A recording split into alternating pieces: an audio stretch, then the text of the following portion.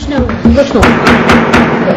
right, folks, we are ready to get started this evening. Thank you for joining us this evening. We appreciate your participation. This is a regularly scheduled Greer City Council meeting called and convened this evening, November 28th, 2017. Having called the meeting to order, I'd like to ask if you would to stand and join me in the Pledge of Allegiance, after which I'll offer an invocation for council. I pledge allegiance to the flag of the United States of America and to the republic for which it stands, one nation, under God, indivisible, with liberty and justice for all.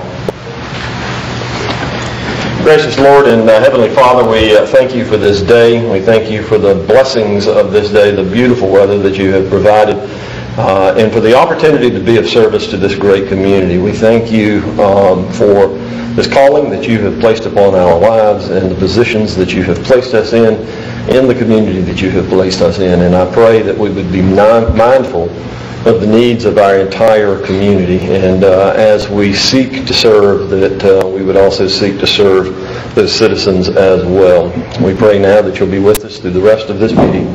We ask these things in Christ's name. Amen. Amen.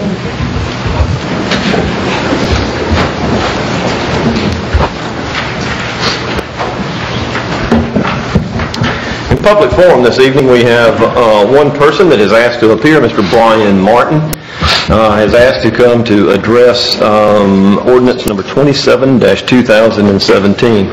Mr. Martin, the podium is yours.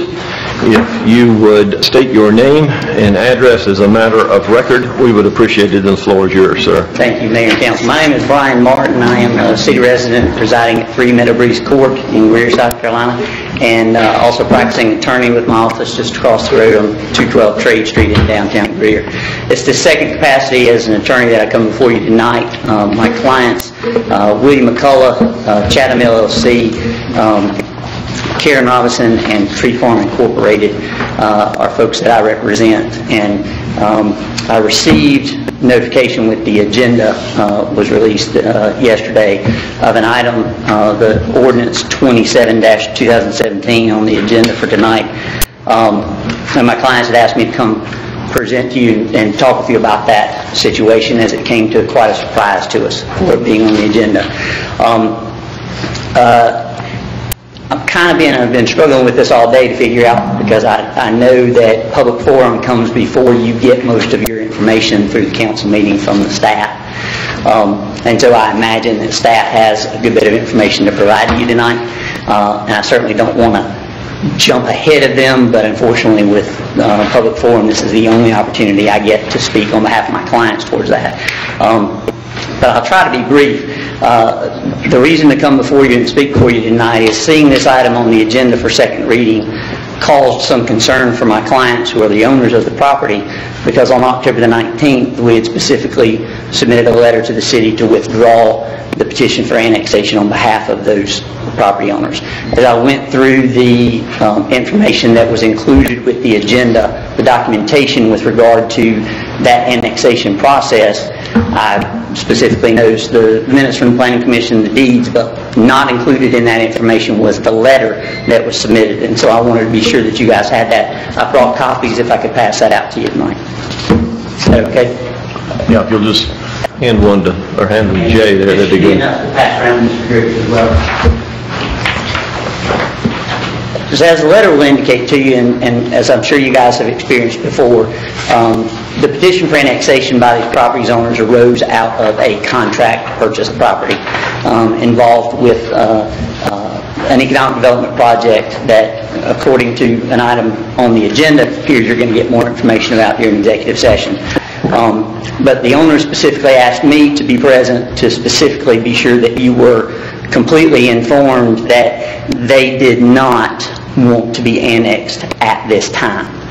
That there are a bunch of moving parts with regard to the project and the circumstances as they exist, which again I'm sure you're going to get some more information about today. But we all know the city has a very proud and long-standing and well-publicized policy of not annexing people who don't want to be annexed. So my client specifically wanted me to be sure you were very clear in their understanding that they did not want to be annexed tonight. Their belief is that they have withdrawn their petitions with regard to the annexation. And again, you're going to get more information about that with regard to the prospects. There's certainly, we don't want to foreclose that the project is done from a standpoint of not occurring, but from the owner's perspective, they began the process of annexation with the understanding that if the project didn't work for them, that their properties would not be annexed. It was specifically for this buyer. And we hope that you would take that into consideration with regard to your deliberations tonight. Ask that you either not act on the ordinance, table the ordinance, but definitely on behalf of the owners would ask that you not vote to pass the ordinance, because at this point in time they do not want to be annexed into the city. Okay, I'm happy to answer any questions about it, but again, I know there's going to be a lot more information you're going to get tonight. I also would let you know that I plan on staying around in the event that any of that information gives rise to any questions that I can answer for you on behalf of the property owners. I'll be glad to be here. Thank you, sir. Thank we you. Appreciate it.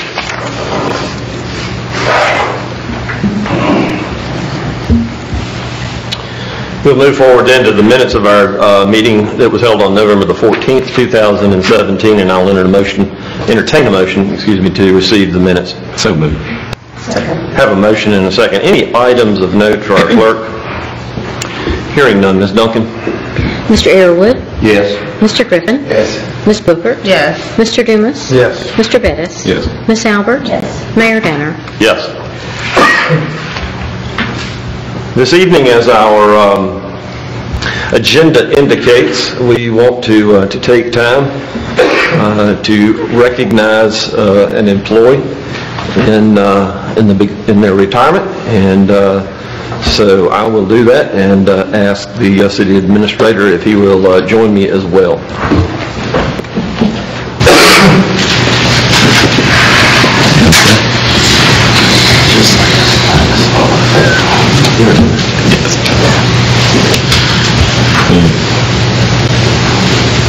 And you and anyone else in your family that would like to join us, we have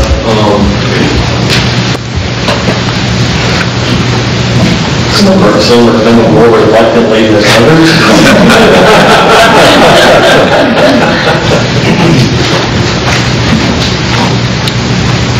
We have a certificate of appreciation that we want to present to you, and then I'd like to follow up with some remarks. But this is a certificate of appreciation which says, "Congratulations upon your retirement from the city of Greer. Presented in appreciation of 11 years of dedicated service to the city of Greer from October 3rd, 2005 to August 15th, 2017, to Little and Hamlin, given the state of Greer, South Carolina." And so I want to present that to you. It makes note in here of dedicated service, and we have the opportunity to recognize those folks who have given, in some cases, their entire career to the city of Greer. And while Ms. Hamlin's is not an entire career, the time she spent with us, I can say she has been one of the most dedicated employees that we have on our staff. And to see someone who is so totally committed to their calling and to their profession is refreshing. We have folks that are called to be policemen and fire service people and others, and I have no doubt that your calling was your job in engineering for us, and particularly in regards to stormwater engineering. And while that may not seem significant in some regards for a community that is developing like ours, that is a responsibility that has to be taken very, very, very seriously. And quite often, it's not the most popular of jobs, and it's easy sometimes to say, well, what difference is a little bit going to make? But we know that if you are truly a professional, that you can weather those storms because you know what you've done is the right thing, and Maria did the right thing for the city of Greer. So we have a guest that we would like to present to you, and the administrator will make the presentation. On behalf of Mayor and Council and all the employees here at the City of Greer, we wanted to present this clock to you as a memento and remembrance of us and your time with us. We wish you best of luck. We wish you congratulations in your retirement. To echo the Mayor's comments as well, I can think of no person in our organization that has been more committed and has been more dedicated to making sure that we do what we are supposed to do. Once a year, every year, Lori's responsibility was, one of her responsibilities was to bring an annual report to me that I had to sign. And every year she would ask me, have you read it? And I would lie and say yes. She would start and say, you need to read it because the last sentence says, if we don't do what you say, I said you're going to do, you can go to jail. So I would stop and read it. So one of Larry's job was to make sure that we were complying with all of the rules and regulations relative to our stormwater permits, and you did that with such professionalism. I really don't know that we will ever be able to replace that level of commitment. We wish you well and thank you. Congratulations. Thank you.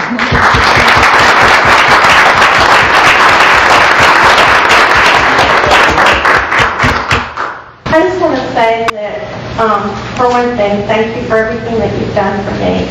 But it was an honor and a pleasure to serve the city of Greer and to help the city grow and work with the engineers and the contractors and the residents. I tried to treat everybody fairly. I know that, they may not have liked my answer, but eventually they learned that, I did treat everybody fairly. And it was a pleasure being that kind of, serving the city. I enjoyed it very much. Thank you. Thank you.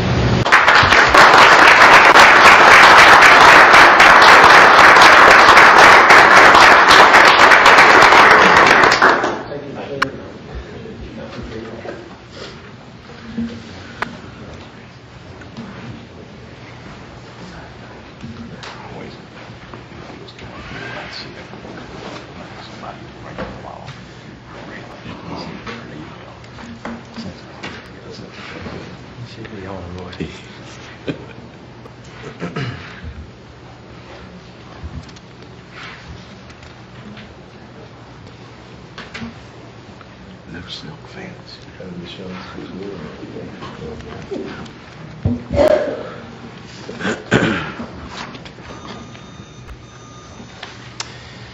We'll move to departmental reports and ask Mr. David Seifert if he'll bring us information in regards to the financial activity for October, please, sir. Thank you, Mayor and Council. Tonight, I'm pleased to present to you the results for the period ended October 31st, 2017. Beginning with our general fund, we have revenue recorded of $2,917,443 with $5,909,009 recorded in expenditures. For the period ended October 31st, the expenditures are 8% under budget.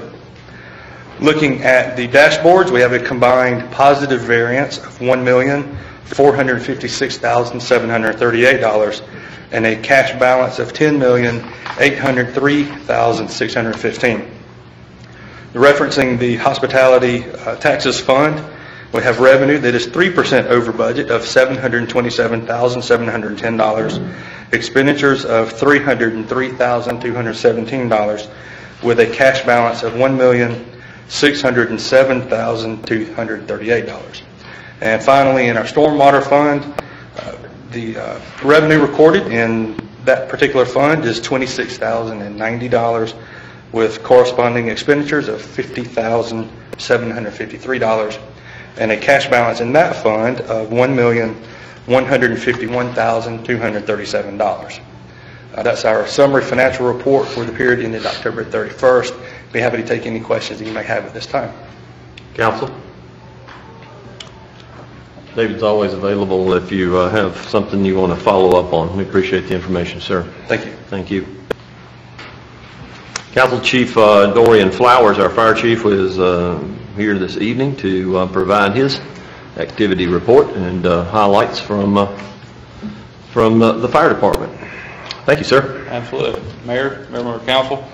I want to real briefly update you on 3 big projects, briefly, and then I'm going to have Deputy Chief Holzheimer actually review the October activity report.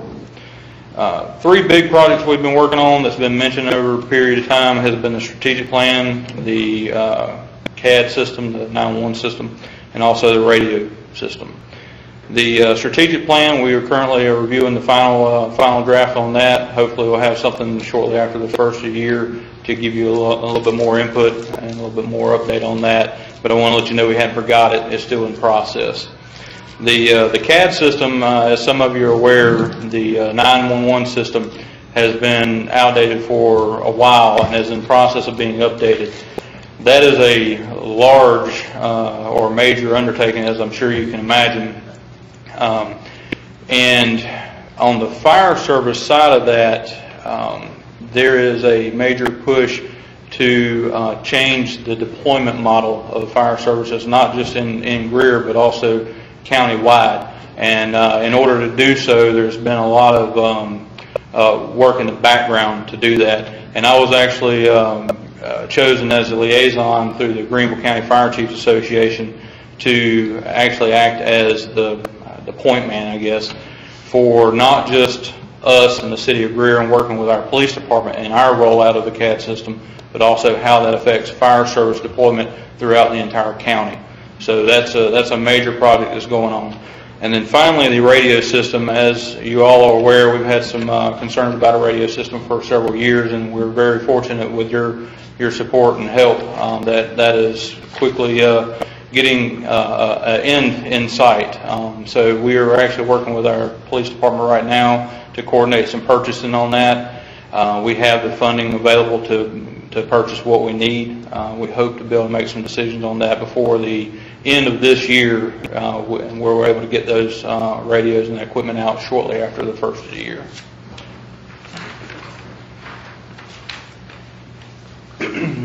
Good evening, Mayor, Council. Thank you. We've had a very productive year thus far. Excuse me.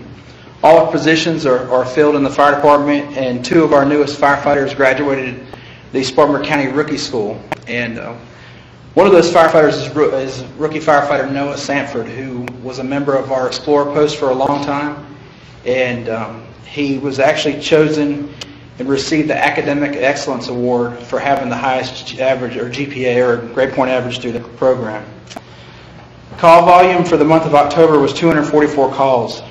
60% of those calls were medical, 14% were service calls, which were related to smoke detector installs, lift assist, and then fire-related incidents were 4% of our call volume. The remaining percentages of our call volume were related to storm damage or storm with a severe weather that came through, hazardous conditions, and alarm activations.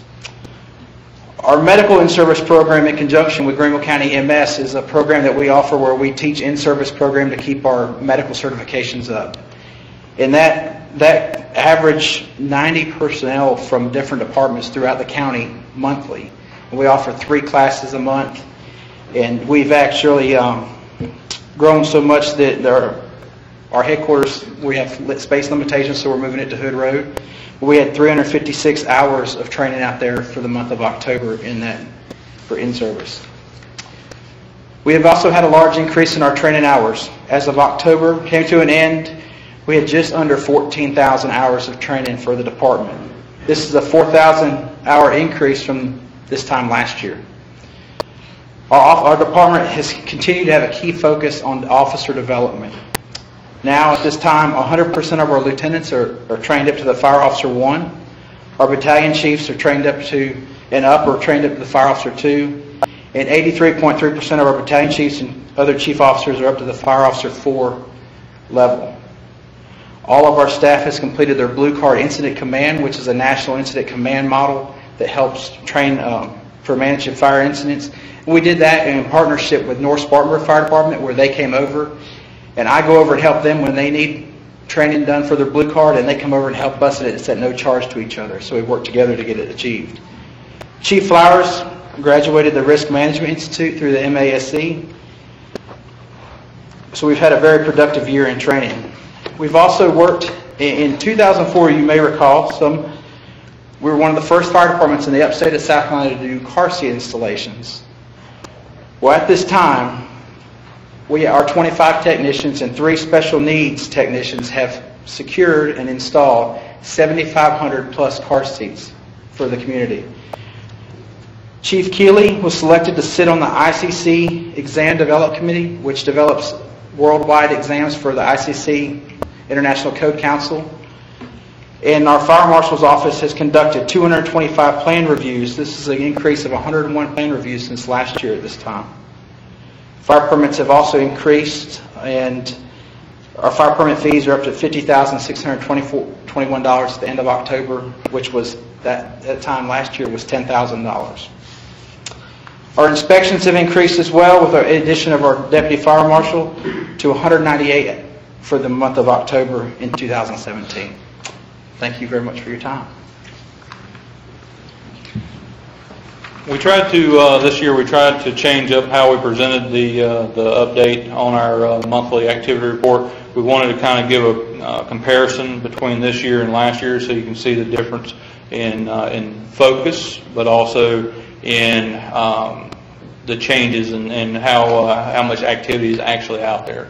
So hopefully the format was a little bit better. We did not do a PowerPoint presentation just because we wanted to be respectful of your time this evening, knowing that you had a lot going on. So if you have any questions, I'll be more than happy to answer those for you. Council, questions of the Chief? Chief, I've got 2 questions. Yes, sir. About the projects you're working on. One, Yes, sir. The CAD, and 2 is the radio system. The CAD, you're doing that, and I understand that with the expanded focus for countywide, so I'm assuming that we're still moving forward with the joint use. Now, the first joint use agreement we did was with Pelham Batesville, and that seems to have worked out great. Yes, sir. As far as the residents of our city. Are we doing this as a joint use, or is it basically just mutual aid? Because I've noticed on your run reports you got 20 mutual aid calls. Mm-hmm. Will we run that many mutual aid calls, or is that just because of the joint response? It's a little bit of both, honestly. We don't have anything in place yet that is actually what we call automatic aid. As you know, automatic aid versus mutual aid. Mutual aid is whenever they call us when they get there and realize they need help. As far as the deployment model with the CAD system, all that's going to do is allow us, for instance, if we have a structure-related call within the city, we can identify areas within the city and how we want to respond where we don't currently have all the resources that we need to do so and do so effectively. So if we need additional apparatus and additional manpower, then we can have that pre-programmed into the CAD system, whereas right now if we get there and realize we need help, we have to call back, and that's mutual aid. This will be set up, and it will be set up county-wide so that any fire department in the county, including us, can set up how they want to respond and the resources they need, and have those resources, not every call, but a structure-related call and those high-risk events, you can have those resources on the road initially, and you can turn them around if you get there and you don't need them, but instead of getting there and realizing you need help. So is that classified as joint use? Joint use to me would be like what we have with Pelham. And Pelham is, we actually have personnel in their station, and so we're sharing that facility. This would not be a shared facility or anything like that, if I understand what you're asking. Well, I guess we can talk about this later, but the way I understand shared use is not necessarily having folks in somebody else's station. because with Pelham, one of the benefits they get when it comes to insurance rating is they get to claim our fire tower, correct? Right. So what I'm saying is if we know that we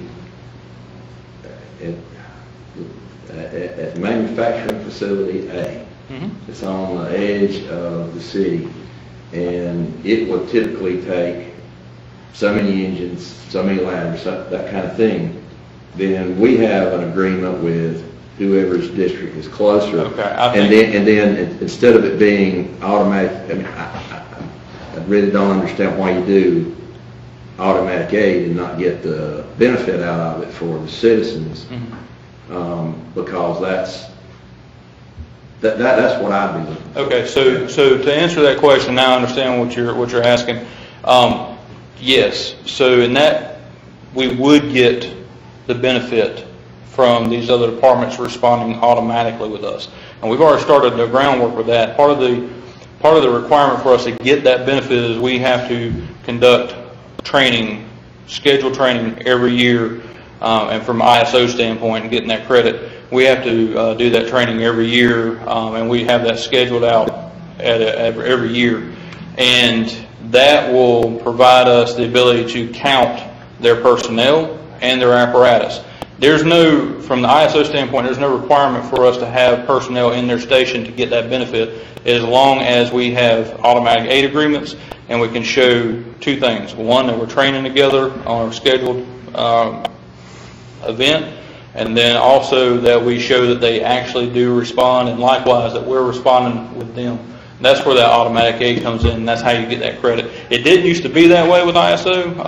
The old version ISO, you would not get that credit that way without having personnel literally in their station. The other thing is the radio. Yes, sir. And if you talk to anybody who's been around the city forever, there's always been radio issues. No matter when you upgrade, there's radio issues. Yes, sir. Is this going to solve the radio issues? Yes, sir. You're positive. Yes, sir. Yes. I'll say. I see Mr. Driggers over there kind of getting Actually, we are confident. Some more than others. Here's why I say that. This will allow us several opportunities. First, like I said, we've been working with our police department, and they have gone out and tested the old radio system that they had, as well as a digital version of that same system. And now they have also tested, they tested the 800 megahertz system as it existed 2 months ago, which is before they converted it to digital, and also P25 compatibility. P25 compatibility is a federal regulation that requires those systems to be able to communicate regardless of whose equipment is talking on whose system. So they've gone out and they identified, I think it was 142 different locations that were known issues, places they knew they had issues, and they went out and tested all these radios in various systems. The 800 megahertz system as it existed before, when it was analog and not P25 compatible, that as it stood that day was better than not only the UHF as it existed, but also the digital system that they were considering possibly going to. Now, fast forward to the changeover to the 800 being digital and P25 compatible. They have since gone back and tested all those same locations again, and it has been, I think they said 95% improvement on issues that they currently have. The other side of this is, whereas right now, the UHF system that they have and the VHF system we have, each of us are operating on one repeater. If that one repeater on either system fails, we're completely out of service as far as radio go, other than walkie-talkie or your radio to radio. This system has, as of right now, has 4 different repeaters in Greenville County, and they're adding 4 additional repeaters as part of this upgrade process. So I tell you that yes, we will see a major improvement on the radios. Now, am I going to tell you that you won't go up in the northern parts of Greenville County where it's more mountainous, because terrain will affect that. They probably won't get the same coverage, but this system is designed to give you 95 to 97% coverage from a portable radio, meaning a handheld radio, not a mobile. And we all know mobiles actually talk and receive a lot better than a portable does. So I tell you all that to say this. It's going to be light years ahead of where we're at today. Do I think there might be hiccups? There might be. The other opportunity this allows us to do, since we're centralizing on one specific technology, whereas the fire code has, and building codes have been in place for a couple of years, that we could require repeaters in buildings where we have problems, big schools, hospitals, things like that, problems getting out. We haven't been able to enforce that because it wouldn't be fair to a business to go in and say, we need a repeater for VHF, we need a repeater for UHF, we need a repeater for 800, 3 different systems, a lot of money. Now we can say we need a repeater for 800 megahertz, one system, and that is required by code to allow emergency responders to be able to talk outside of the What kind of expense is associated with the repeater? It will depend on the building, how it's built, the design, and the layout. Got any idea? 10, 15? It can be 5, 10, 15,000, or it could be a lot more. It just depends on the business. And not every business will have to. It's only whenever there's a problem with being able to communicate in and out of that building. It's actually more of an issue for law enforcement and EMS, because the way we operate today is when we get on scene, our commander on the outside is the one that actually talks back and forth to dispatch, and then they talk through a direct channel without going through a repeater to the inside crews. But that will at least afford us an opportunity to fix those situations. But the testing that PD's done shows and demonstrates that the system will be a lot better than we have today. Others? Chief, if I could ask you just to provide some additional information on our service agreements with our neighboring stations. We have with our districts, we have agreements in place. One of those is a shared use agreement, and we've had some recent conversation concerning our staffing in those facilities. Could you just give a brief update on those programs? Sure. The one shared use that we have right now is Pelham Batesville. Right now, what we do is we put staff at their station 4, and would be considered our station 3. We've been in discussions with them about possibly relocating the staffing and or equipment to their new station 2 that they just built for a couple reasons. One, because of what we talked about earlier with the ISO, is no longer required that we have to have somebody at a specific station to gain the benefit of having that equipment and personnel in our response. But also, a lot of our calls, we've been tracking, a lot of our calls and our needs have come from that area, station 2, their station 2, as opposed to their station 4. And then, the other thing is, obviously, we've mentioned several times about, options for replacing our ladder truck, and some of the limitations that we currently have on our existing structures with overhead height, things like that. One possibility, I'm not saying we're going to do it, we're still evaluating, but one possibility is to work out an arrangement where we locate that ladder truck at that station, and it would still, through using GIS and looking at responses, would still be able to afford us the opportunity to protect what we need to protect in the downtown area from that location. It would give us some flexibility as to how we design that ladder truck in the future. But that will help us distribute our personnel a little bit better and give us some more opportunities for improvement of service delivery. Our last, following up on what Mr. Jiggers brought up, not the last, but I think the last fire department employee increase was on the fire marshal side. There's on the suppression side, it was done, and it was done as a result because we weren't meeting that contractual obligation with Pelham at that station. That's right. Is that individual, are those individuals still assigned there, and are we meeting our contractual obligation? We have one person that we put there all the time. The reason we have not put other people there is because we have new people who are getting trained. The plan is and was to fulfill that contract obligation, but I've been communicating with Chief Jolly as to how and when we do that. And one of those things is part of this conversation about their Station 2. If we go that route, what we would do is actually move an apparatus with full staffing, which would be 3 people, to that station, which we feel more comfortable about doing that than trying to put 3 people at Station 4. So we're not meeting our contractual obligation? Not right now, but that's because we have been communicating with Chief Jolly, and he is aware of that and understands why we're doing that. I don't like that, because the reason I voted to add that manpower was because we were not meeting the contractual obligation at the time. I probably would have not. Well, we had to bring them on and get them trained, and we just now filled 2 spots.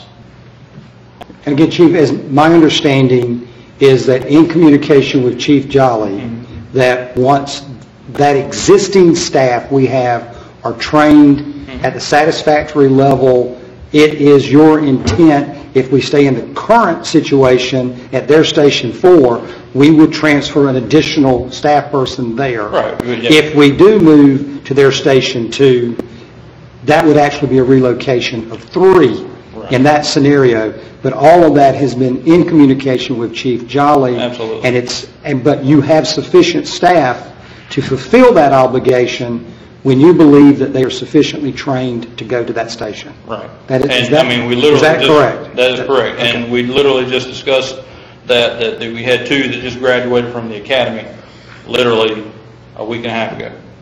But this was 2 years ago. Take 2 years to train up a fireman? We just got full staffing. I'm not saying it takes that many years to train somebody. We just filled those last 2 slots.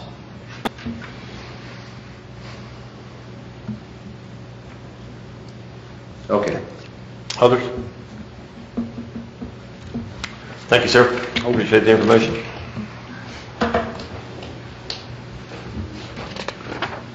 We'll move to the administrator's report. Thank you, sir. Members of council, a couple of items. Our police department is active in their annual Cops for Tots program.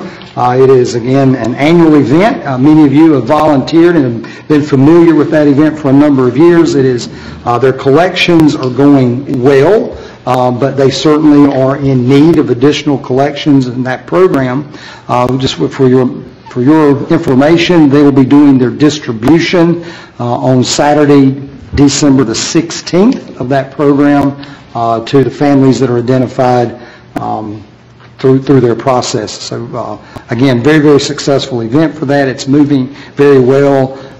They will be doing their shopping and their preparations for that event on the night before. And again, many of you volunteer in that event. If you'd like to do that again this year, let us know, and we'll make sure we get you plugged in for that. It will be a lot of events taking place here in the community.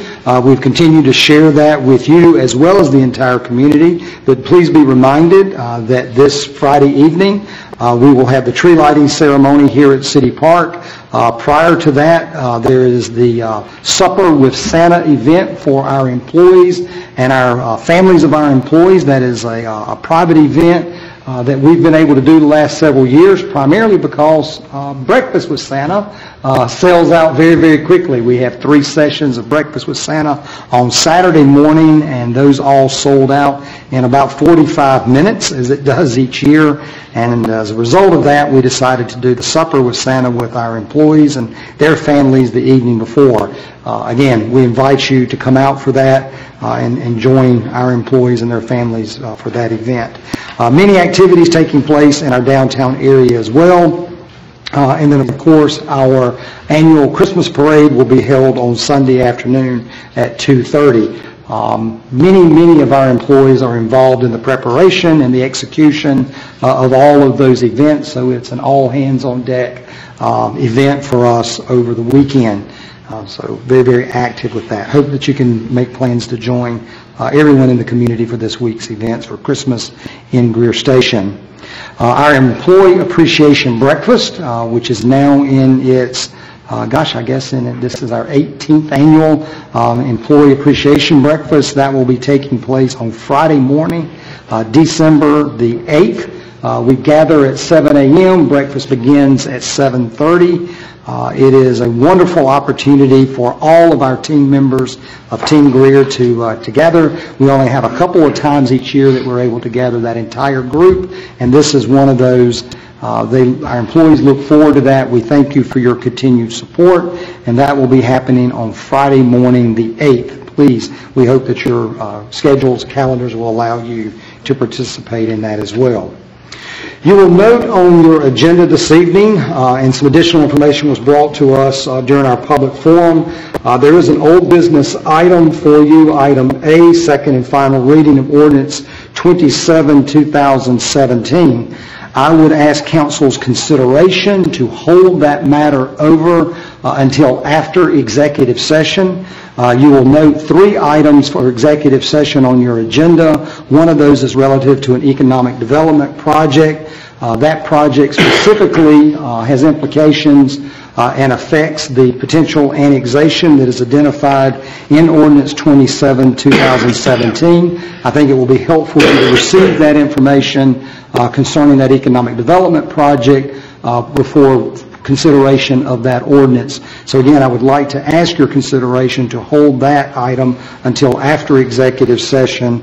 That is item A, Ordinance 27-2017. There are 3 items on your agenda for executive session, and when we get to that point of the agenda, we would respectfully request that we would have motions relative to each of those 3, allowing us to discuss those items. That's all I have, sir. Thank you.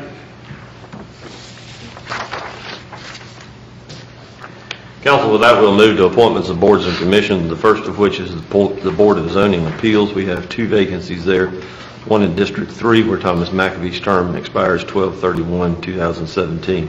Do I hear a nomination for that seat? Yes, we want to re-elect Mr. McAbee for another term on that position. We'll entertain that as a motion. Do I hear a second? Have a motion and a second. Floor is open for any discussions. Questions? Ms. Duncan? Mr. Arrowood, Yes. Mr. Griffin, Yes. Ms. Booker, Yes. Mr. Dumas, Yes. Mr. Bettis, Yes. Ms. Albert, Mayor Danner. Yes. Council District 6 has a opening on the Board of Zoning Appeals as of 12/31 as well, too. Do we have a nomination for that seat? Not at this time. That's the one by the next council meeting in December. Thank you, ma'am. We'll move to the Construction Board of Adjustments and Appeals. Mr. George McCall's term expires 12/31/2017. Any nominations from council or recommendations from staff in regards to that vacancy? Mayor and Council, we did have an opportunity to have a communication with Mr. McCall. He has been active on that group, recognizes that it is an appointment of council and is at council's will, but has indicated if it is council's desire, he would be willing to continue to serve in that capacity. Thank you. On the recommendation of staff, I'll ask that someone on the council nominate Mr. George McCall. So moved. Second. Have a motion and a second. Any additional information needed in that regard? Hearing none. Ms. Duncan? Mr. Arrowood, Yes. Mr. Griffin, Yes. Ms. Booker, Yes. Mr. Dumas, Yes. Mr. Bettis, Yes. Ms. Albert, Yes. Mayor Danner. Yes. Council, in the Planning Commission, we have an at-large position, Kevin Tumblin, who has resigned effective 12/31/2017. His term expires 6/30/2020. I would like to nominate Mr. Will Lavender. You have his bio sketch at your desk. Mr. Lavender owns Upstate Surveying Associates. He has professional degrees in regards to land surveying. He's a member of the Society of Professional Land Surveyors and a notary. I will offer Mr. Lavender as a candidate for that position and entertain a second. Second. I have a motion and a second. Any additional information needed regarding Mr. Lavender's service? Hearing none. Ms. Duncan? Mr. Arrowood, Yes. Mr. Griffin, Yes. Ms. Booker, Yes. Mr. Dumas, Yes. Mr. Bettis, Yes. Ms. Albert, Yes. Mayor Danner. Yes. Council, there are 3 seats on the Recreation Association Board of Trustees, District 1, Amanda Summers, District 3, Linda Holmes, and Shelley Brown in District 5. Do I have any recommendations in regards to those 3 positions? District 1, with the help of Van Cunningham, we've identified an individual, and then we've been speaking with him, and we'll have a bio sketch for consideration next meeting. Thank you. District 3? We are in search of one, still have someone that we have talked to also with them, so we should have someone. Thank you. District 5? I'm working on it. All right. Please be mindful that our next meeting will be our last of the year. We'll move to items of old business, the first of which is the second and final reading of ordinance number 27-2017. On the recommendation of staff, I'm going to ask that we'll hold this over until after we gather further information in executive session. We'll move then to item B, which is the second and final reading of ordinance number 33-2017. This is an ordinance amending the City of Greer Code of Ordinance, Chapter 35, Flood Damage Prevention, Article 1 in general, Section 35-10, Definitions, Article 2, Administration, Section 35 through 31, Designation of Local Floodplain and Administrator, Article 3, Provisions for Flood Hazard Reduction, Section 35 through 51, General Standards of Section 35 through 52, Specific Standards in Sections 35 through 53, Standards for streams without established base flood elevations and for appropriate floodways. Mr. Grant, I was thinking, not that far along, thinking Ms. McCormick was going to be up there. But Mr. Grant, you have us additional information in regards to second and final reading of ordinance number 33-2017. Thank you, Mayor.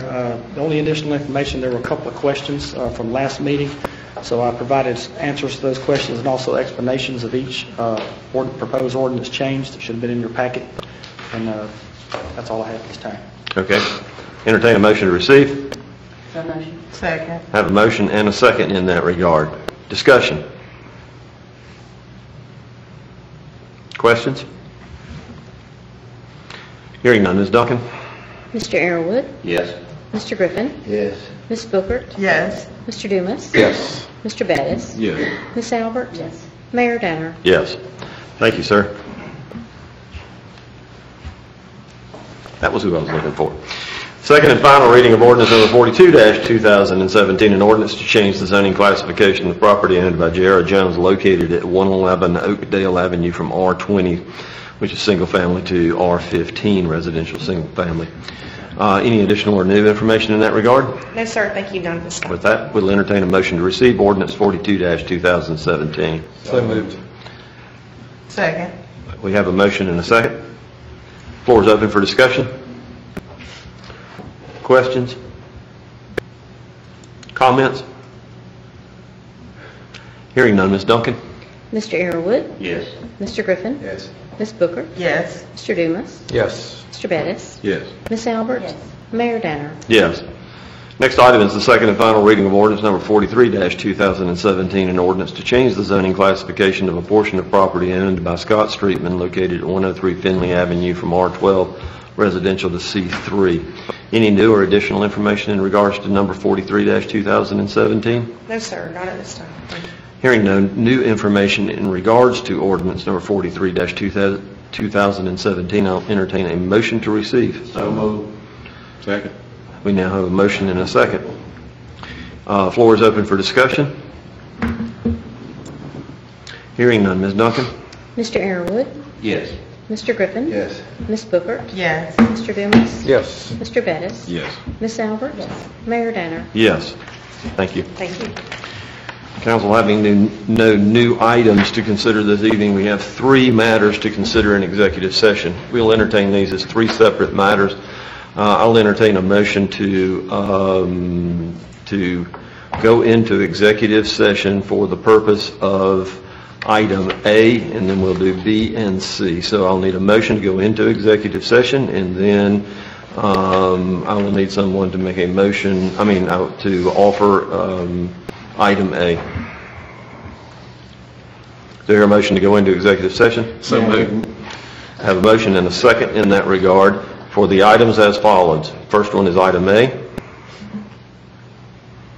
I'll need you to specifically request this. A motion to go into executive session to discuss contractual negotiations between ACE Environmental and the city as allowed by state statute section 30-4-7A-2.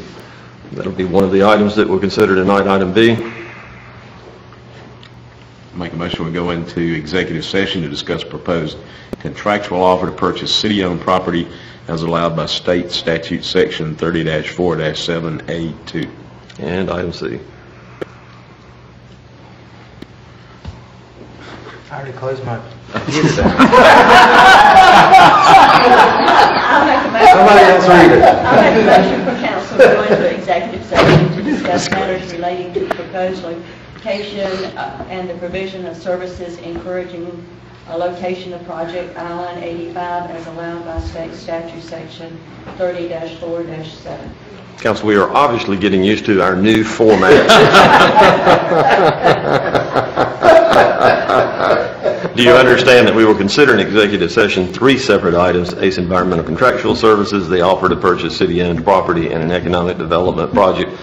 We have announced that we're going into executive session and have a motion and a second. Are we clear on that? Ms. Duncan? Mr. Arrowood? Yes. Mr. Griffin? Yes.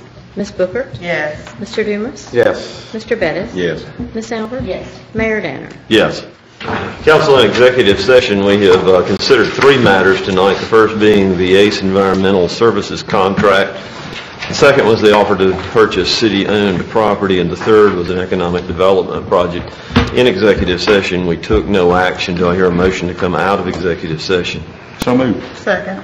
I have a motion and a second. Ms. Duncan? Mr. Arrowood? Yes.